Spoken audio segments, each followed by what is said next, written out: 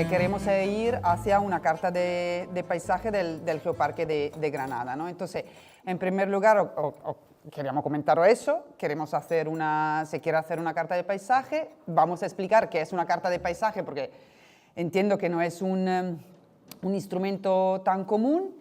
Vamos a hablar de los objetivos de calidad paisajística que se han obtenido a través de un largo proceso de diagnóstico y participativo.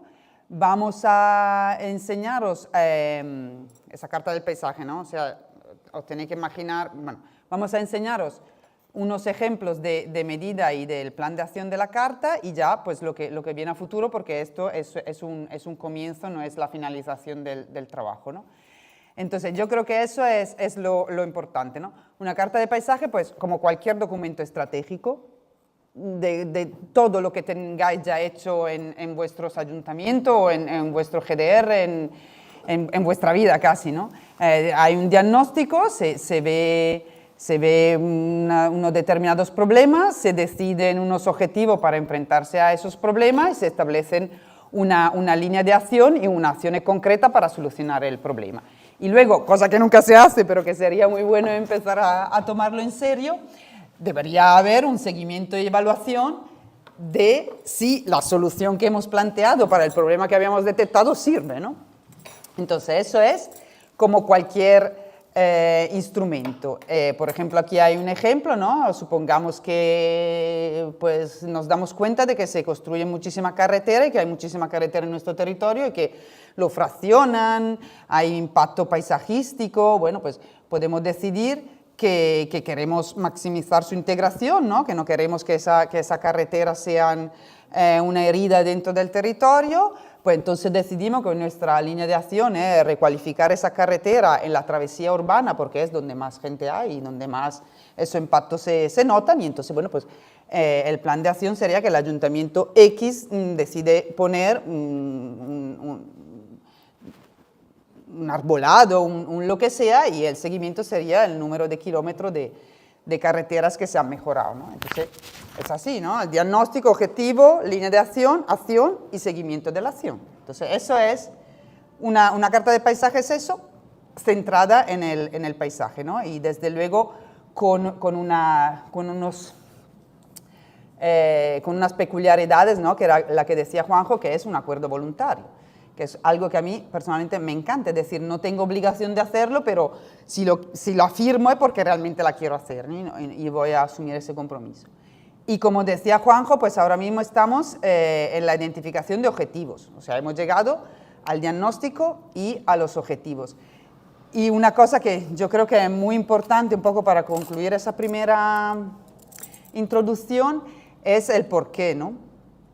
Hay el eslogan del Geoparque, yo creo que es estupendo, el paisaje es solo el principio. O sea, ¿por qué nos centramos en una carta del paisaje? ¿Por qué hablamos de paisaje? Bueno, porque creemos realmente que el paisaje dentro del Geoparque es un elemento fundamental, que vosotros ya tenéis muy tratado, que está ya puesto en valor, que se usa en el turismo, que se usa como marca diferencial, que la etiqueta, digamos, de Geoparque ha dado muchísimo impulso a ese asunto. Entonces, por esa razón, ¿no? Por esa razón los GDR han pensado en insistir en una carta del paisaje, ¿no? En insistir en la problemática del paisaje. Entonces, eso es un poco lo que os vamos a contar esta mañana. Buenas tardes y, primero que nada, reiteraros también nuestro agradecimiento a todos los asistentes, al Ayuntamiento de Baza por acogernos y, sobre todo, pues a los GDR que han propiciado esta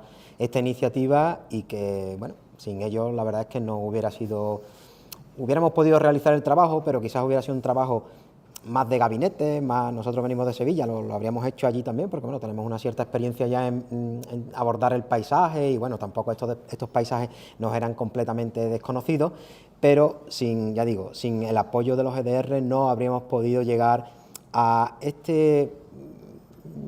no sé, casi un poco relación más sensible, ¿no?, con este territorio que bueno, que ya pues la verdad es que un poco lo consideramos también un poco nuestro, ¿no? Permitirnos que os lo robemos, ¿no? Y bueno, creo que sin vuestra participación, muchas de las personas que estáis aquí, no habríamos podido llegar a un diagnóstico y a unos avances de objetivos de calidad tan para nosotros satisfactorio, ¿no?, como el que hemos hecho, porque bueno, en el camino pues hemos aprendido muchas cosas y hemos conocido y hemos charlado con algunos de vosotros, y la verdad es que eso es lo que enriquece verdaderamente nuestro trabajo, ¿no?, que lo podríamos haber hecho, ya digo, de otra forma, pero esta es la forma que por lo menos a nosotros nos gusta de hacer las cosas, ¿no? Bueno, algunos de vosotros, como ya no hemos hablado algunas veces, pues ya sabéis lo que es una carta del paisaje, pero en cualquier caso, como hay personas nuevas, pues muy brevemente os voy a comentar qué es esto de una carta del paisaje, ¿no?, que es algo así como en principio, además como es un instrumento voluntario, que además en Andalucía no tiene un reconocimiento legal detrás, no contamos en Andalucía con una ley del paisaje, más allá de las consideraciones que se hacen en determinadas leyes, en concreto la más cercana y la más potente, como es la lista, ¿no?, la ley un poco la ley del suelo andaluza, la nueva ley del suelo andaluza para el impulso de la sostenibilidad territorial y tal, pero no contamos con un instrumento específicamente, una ley de paisaje, como tienen otras comunidades autónomas, con lo cual este instrumento de las cartas del paisaje, como ya ha dicho Juanjo, es voluntario y creo que además que en Andalucía estamos siendo, permitidme que me incluya, pioneros, ¿no?, en lanzar un instrumento que, como ha dicho Miquela, es muy potente en el fondo, ¿no?, porque creo que en España tenemos un poco la consideración de que si no hay una determinación legal, pero creo que muchas veces lo voluntario tiene más fuerza porque implica una voluntad, implica una querencia por hacer determinadas cosas que es más potente que el que te obliga una ley, que bueno, ya sabemos que también estamos en un contexto donde saltarse la ley es relativamente habitual, ¿no? Bueno, pues brevemente, ya lo ha hecho Juanjo, una carta de paisaje no deja de ser un acuerdo, ¿no?, entre partes, ¿no?, un acuerdo entre todos los actores del territorio. Mientras más actores del territorio participen en la determinación de esta visión compartida, no deja de ser otra cosa lo que estamos construyendo aquí, una visión compartida para un territorio, pues mucho mejor, ¿no? Es decir, entonces si se implica a las administraciones, a los colectivos sociales, a los agentes socioeconómicos, pues mientras más implicación haya, pues más probabilidades de éxito tendremos y además alcanzaremos, pues yo creo que unos objetivos, unas metas, pues mucho más ricas, ¿no?, mucho más potentes, ¿no? En el fondo, lo que pretendemos es buscar un desarrollo o un modelo de desarrollo para un territorio y sobre todo para sus habitantes, ¿no? Esto no se puede, el paisaje tal como lo entendemos nosotros, tal como lo expone el Convenio Europeo del Paisaje, no se puede disociar de la ciudadanía, ¿no? Es decir, esto no es una cuestión meramente estética como nos venía del romanticismo, sino que esto ya tiene más que ver con la democracia, tiene más que ver con la autogestión de tu territorio y tiene que ver un poco con tomar decisiones compartidas en el marco de una sociedad que ya va siendo madura o que ya debería siendo madura a la hora de gestionar su marco vital, ¿no? Y en este sentido, bueno, pues al final hacia dónde vamos es al establecimiento de unos objetivos lo más omnicomprensivos, lo más integradores posibles y unos acuerdos concretos que nos lleven a unas estrategias de acción, ¿no?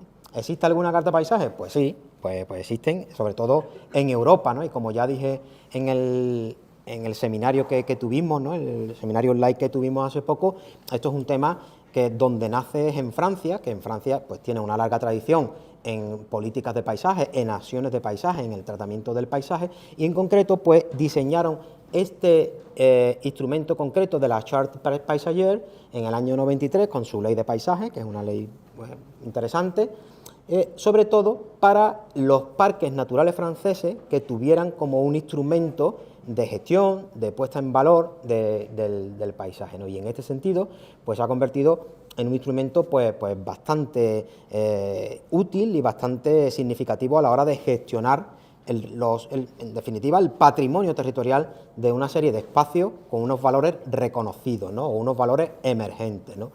En esa imagen que os pongo, que es uno de los manuales que han desarrollado, sí me gustaría señalar que ahí abajo pone un útil de gestión, ¿no?, para los espacios intercomunales. Y esa palabra intercomunal, es decir, lo supralocal, es fundamental a la hora de entender el paisaje. El paisaje, bueno, no os lo tengo que decir a vosotros, que estoy acostumbrado a unas intervisibilidades absolutas, donde el paisaje no te señala dónde acaba un término municipal y empieza otro. Muchos de los valores, muchos de las potencialidades y mucho también de las amenazas con las que un poco la sociedad lidia cada día, pues no reconocen las fronteras administrativas, con lo cual, desde el punto de vista de la gestión y de la puesta en valor, sí que es muy importante en términos paisajísticos este acuerdo, esta cogobernanza, este ponerse de acuerdo entre varios, porque en definitiva lo que se hace en un lado pues puede afectar fuera de la frontera o de los límites administrativos, ¿no?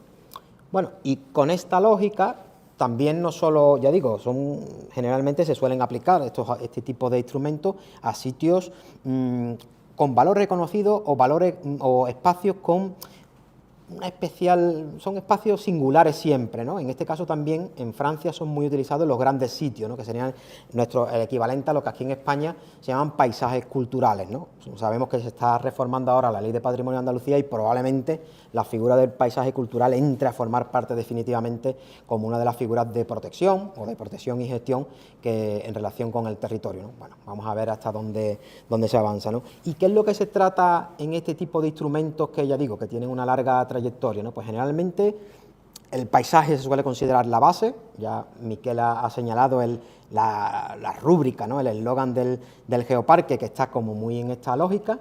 Son instrumentos fundamentalmente, como estamos hablando, dedicados a concertar, a llegar a acuerdos, a movilizar de manera compartida determinados recursos, con la independencia que después a nivel individual de cada municipio, pues por supuesto tiene también sus obligaciones, ¿no? Y en este sentido, pues bueno, como ya hemos dicho, ¿no? La lista ahora va a obligar a que el paisaje sea algo que se considere también a la escala propiamente local, ¿no? De los paisajes urbanos del municipio, del suelo rústico o del medio rural, como queramos llamarle. Eso va a ser una obligación, pero no es óbice para que se traten también determinadas cuestiones en común, ¿no?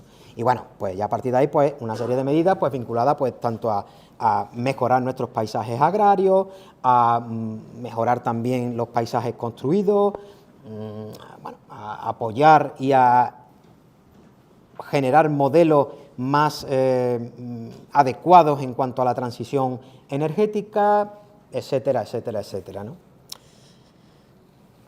Evidentemente, pues bueno, pues estos tienen un procedimiento y lo que pasa es que en los países francófonos, en este caso estoy poniendo un ejemplo belga, pues está arreglado todo este procedimiento y nosotros pues aquí estamos siguiendo más o menos este esquema que os presento de elaborar un análisis, de realizar pues un diagnóstico, establecer una serie de recomendaciones o de directrices, hacer un programa de acción concreto, etcétera, etcétera. Bueno, pues esto tiene un proceso reglado que yo creo que en el fondo aquí se está siguiendo. Aquí ya había un análisis muy potente de los recursos y de los problemas del territorio. Es un territorio, nosotros decimos que está muy vivo, ¿no? Decía, a pesar de que tiene planteado unos retos demográficos que todos conocéis y tal, pero pensamos que es un territorio donde hay unas fuerzas vivas, hay una iniciativa desde abajo muy potente que nos ha facilitado mucho hacer el diagnóstico, ¿no? Bueno, con ese análisis y ese diagnóstico,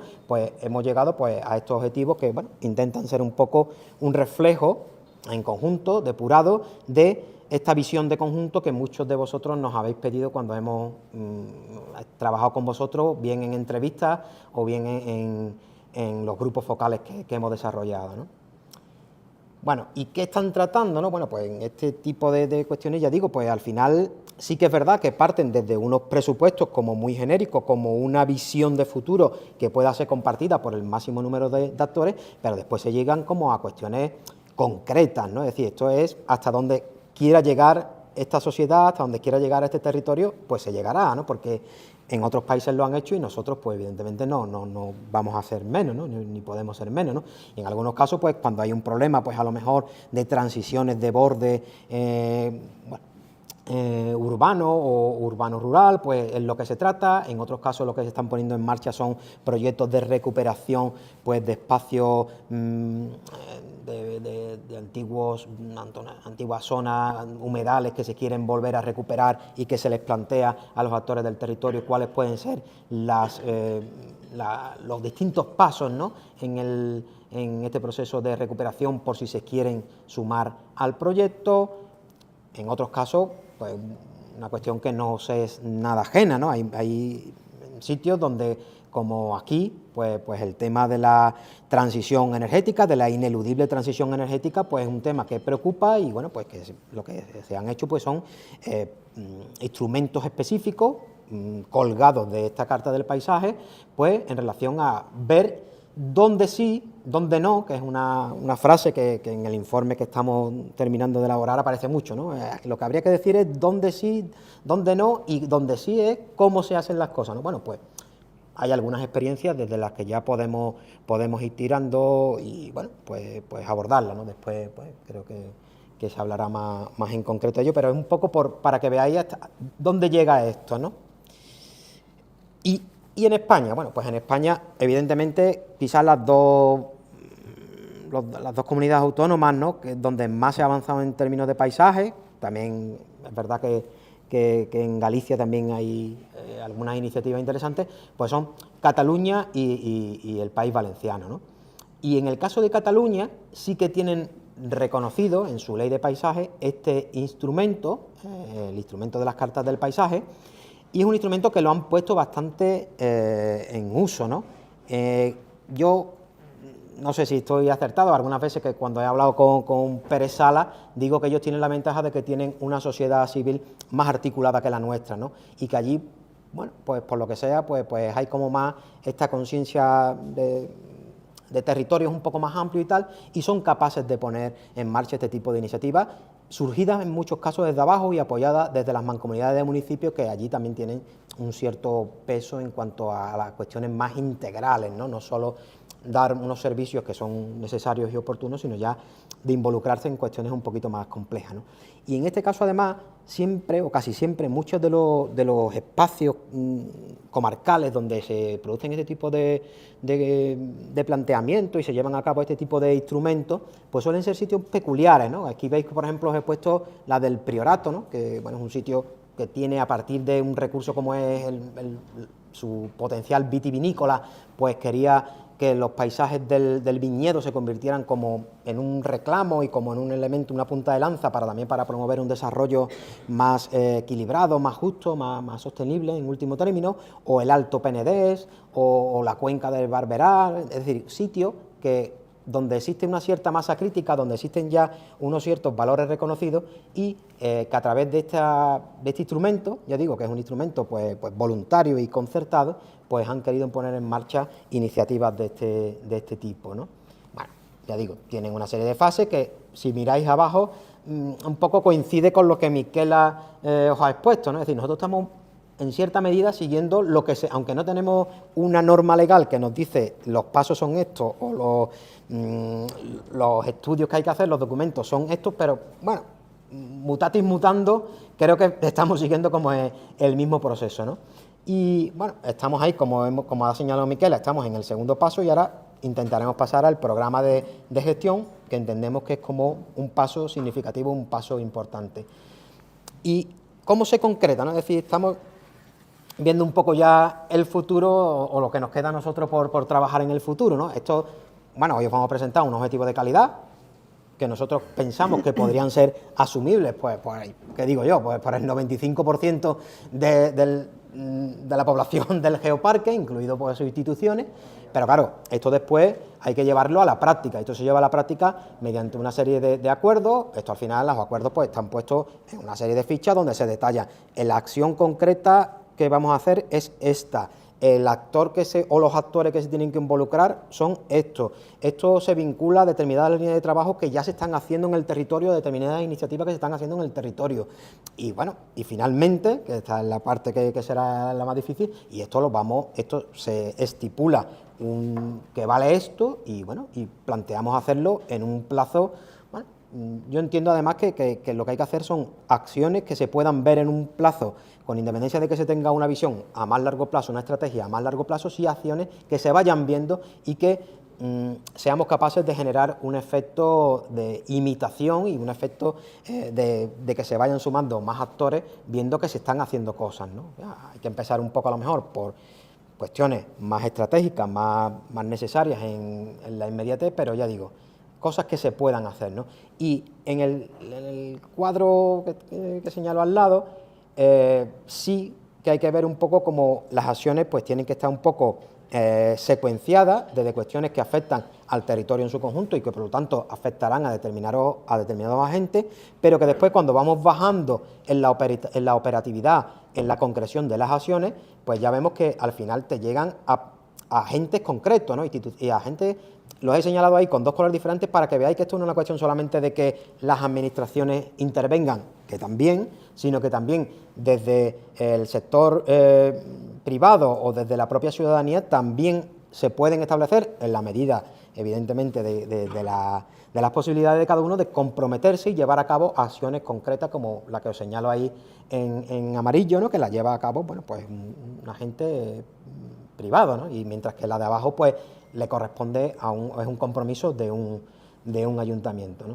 Bueno, muy brevemente, porque creo que los ejemplos pues, se van a ver mejor en la última intervención, pero esto al final pues llega pues desde establecer guías para un mejor manejo, para una puesta en valor de determinados tipos de paisajes y con ellos determinados productos que salen de estos paisajes, ¿no? En alguna ocasión, creo que en algunas de las sesiones que hemos tenido he comentado que esto es muy habitual, ¿no? Lo de cómete el paisaje es como un eslogan que se ha utilizado mucho vinculando la calidad de un determinado producto a la calidad del paisaje en el que se produce ese producto, ¿no? Bueno, en este caso se pueden ir para atrás. Y casi un poco ya como casi rematando esta primera parte, pues ya vemos, ¿no?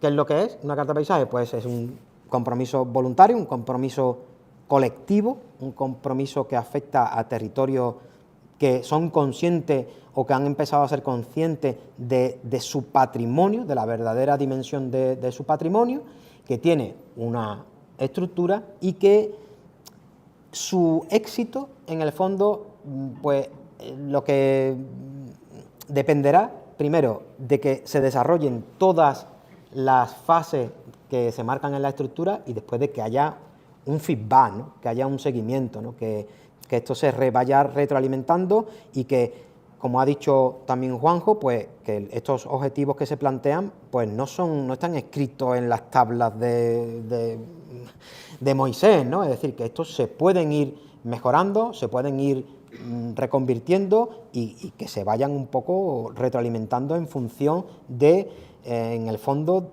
de la necesidad y de la capacidad de autogobierno que tiene este territorio que ya digo, en el que un poco nos sentimos ya partícipes, ¿no? Y bueno, esta primera intervención, pues, está claro, ¿no?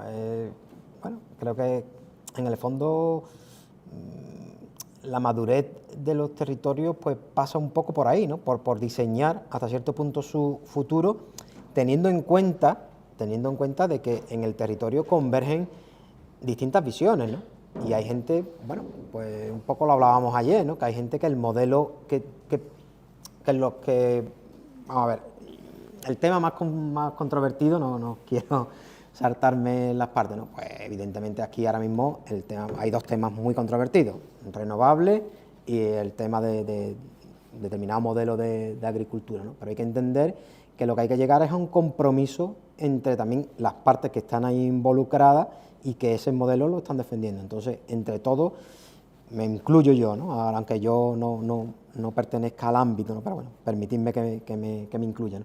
Entre todos hay que intentar establecer, si no unos límites, sí unos acuerdos de máximo, ¿no? Es decir, hasta dónde vamos a llegar, ¿no? Y bueno, que convivan, como muchas veces me habéis significado, ¿no? Aquí lo importante es la convivencia, ¿no? La convivencia de usos, ¿no? Porque es un territorio muy amplio que en teoría debería dar cabida a un montón de actividades y de usos y de aprovechamiento. Otra cosa es, por supuesto, no sobrepasar determinados límites que nos lo están señalando y que están un poco por encima de nosotros, que son los ambientales, ¿no? Y sobre todo en la dirección en la que vamos. Y por otra parte, bueno, que una actividad no puede ir en contra de otras que se están desarrollando y que también pues hay un esfuerzo detrás de muchas personas y hay también unas voluntades que deben ser respetadas, ¿no? Bueno, pues ese es un poco el gran desafío, ¿no? Ver un poco si entre todos somos capaces de llegar a un acuerdo bueno, pues aquí sí, aquí no, y donde sí, de esta forma, ¿no? Que, bueno,